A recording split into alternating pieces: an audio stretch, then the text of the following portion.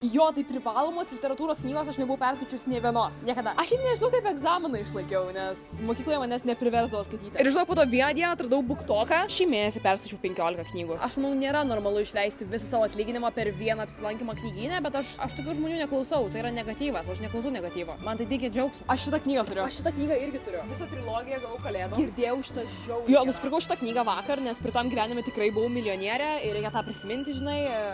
Neskaičiau šios knygos, ar ne? Ai, klasika. Ne, man labiausiai patinka, kai jie būna pirmiausia mirtini priešai, vos nenužudo vienas kito ir po to susimet. Tai viena rašytoja po avarijos liko suparalyžiuota, bet kadangi reikėjo kažkas, kad užbaigtų jos knygas, tai pasamdė kitą moterį, kad užbaigtų jos knygas. Bet ta moteris įsimylėjo jos vyrą ir gavos taip, kad pasirodo, kad ta rašytoja. Ir verčiu puslapį ir buvo toks pum, aš taip nesitikėjau geras. Ir rašinėje nepasiremčiau. Tai jo, mokykloje neskaičiau nė vienos privalomos knygos, bet dabar, kai aš sau sakau, kad reikia jau pradėti taupyti pinigus, atsirandu Vilniaus Akropolio Pegaso BookTokų skyriui. Bet problemos neturiu. Čia nepriklausomybė. Viskas man gerai, aš galiu sustoti tada, kada norėsiu. Kad ir dabar galiu sustoti, bet nenoriu.